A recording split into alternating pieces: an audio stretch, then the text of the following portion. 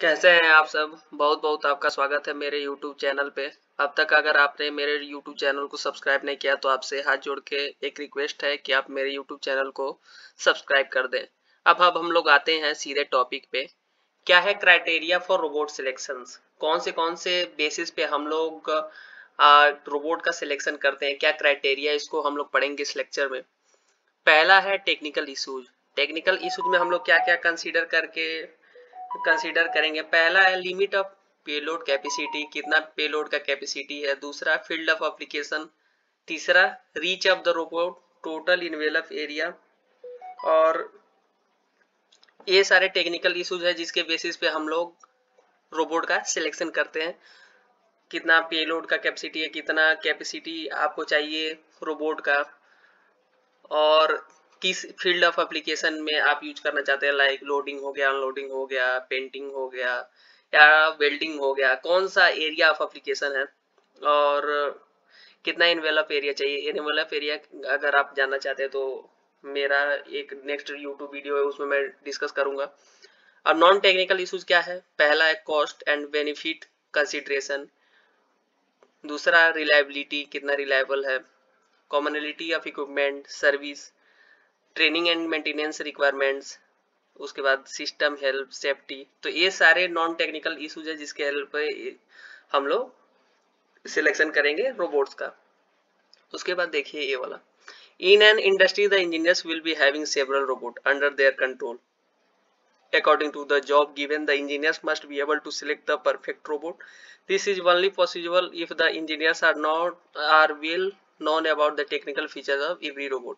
आप किसी भी इंडस्ट्री में जाएंगे तो आपके पास सेवरल रोबोट्स होंगे, बहुत तरह के डिफरेंट टाइप के रोबोट्स होंगे जो इंजीनियर्स के कंट्रोल में होता है। एज ए मैकेनिकल इंजीनियर और as a electrical engineer, if you are working in any one industry, you will have several type of robots. तो वहां पे जिस टाइप का आपको जॉब की आवश्यकता होगी, तो जो भी इंजीनियर्स होंगे उनको वो इतने एबल होना चाहिए, कैपेबल होना चाहिए कि उस जॉब के लिए जो परफेक्ट रोबोट होगा, उस ऑपरेशन के लिए जो परफेक्ट रोबोट होगा उसको सिलेक्ट करेगा। और यह तभी पॉसिबल है जब जो इंजीनियर है वो जितने भी टेक्निकल फीचर्स हैं रोबोट के, जितने भी टेक्निकल एस्पेक्ट्स हैं उसको जानता हो, तभी वो कर पाएगा सिलेक्शन। उसके बाद the most importantly technical feature that are to be noted before selecting robot for application are. कुछ टेक्निकल फीचर्स हैं जो मैंने यहाँ पे लिखी हुई है, जो आप कोई भी रोबोट का एप्लीकेशन है उसके लिए यूज हो जाता है। तो पहला है टाइप ऑफ जॉब, दूसरा कॉन्फ़िगरेशन क्या है, तीसरा नंबर ऑफ एक्सिस, जैसे मैंने बताया 3 या मोर एक्सिस में रोबोट्स काम कर सकते हैं। ड्राइव सिस्टम कैसा है, प्रोग्रामिंग मेथड कौन सा है, कंट्रोल सिस्टम कैसा है। तो ये डिफरेंट टेक्निकल फीचर्स हैं। Okay, if the above feature of a robot are well suited for the specified application then the selection will be the perfect for the operation. अगर ये सारे फीचर्स किसी भी रोबोट के लिए सूट कर रहे हैं, किसी भी स्पेसिफाइड आपका कोई भी स्पेशल या कोई भी एप्लीकेशन के लिए, तो जो हमारा रोबोट का सिलेक्शन होगा उस ऑपरेशन के लिए परफेक्ट होगा।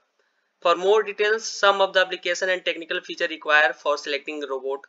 अब कुछ हम लोग applications देखेंगे और टेक्निकल फीचर्स जो रिक्वायरमेंट होंगी एक रोबोट को सिलेक्शन के लिए, वो नीचे है। पहला है spot welding robot. Spot welding तो ज्यादा समझाने की आपको जरूरत है नहीं, और ये वाला मैं पॉइंट थोड़ा समझा देता हूँ।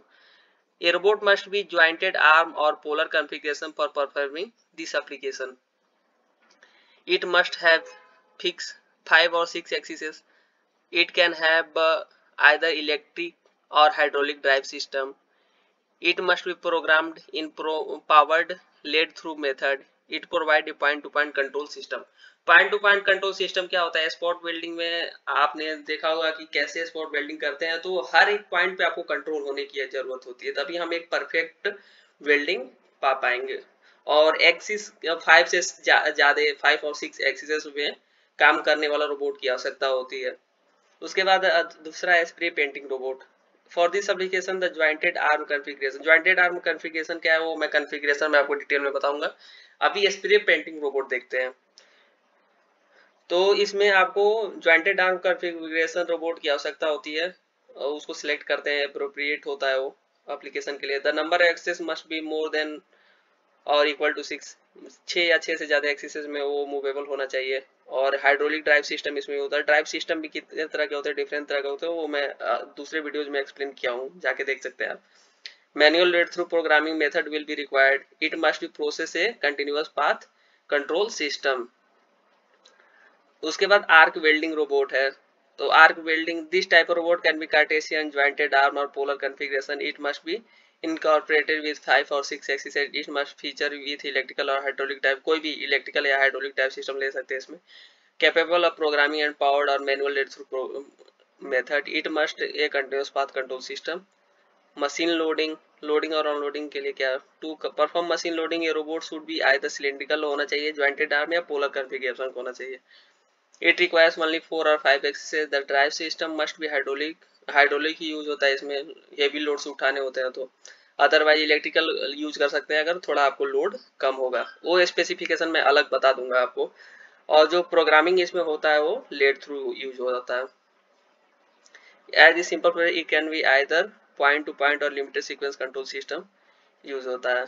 उसके बाद असेंबली ऑपरेशन, असेंबल करने के लिए the configuration of a robot must be jointed arm, इसमें ज्वाइंटेड आर्म का यूज करते हैं या कार्टेशियन भी यूज कर सकते हैं। The number axes can be, इसमें भी 3 से 6 तक हो सकता है असेंबली ऑपरेशन में। इट रिक्वायर एन इलेक्ट्रिक, इसमें इलेक्ट्रिकल ड्राइव सिस्टम यूज करते हैं। It must be capable of programming in textual language और powered lead through method. It must have either continuous path और point to point control system. तो ये था आपका criteria for robot selection. और ज़्यादा डिटेल्ड वीडियो देखने के लिए आप मेरे चैनल पे जा सकते हैं। अगले वाले टॉपिक में हम लोग दूसरा लेक्चर में दूसरे टॉपिक्स पढ़ेंगे। धन्यवाद।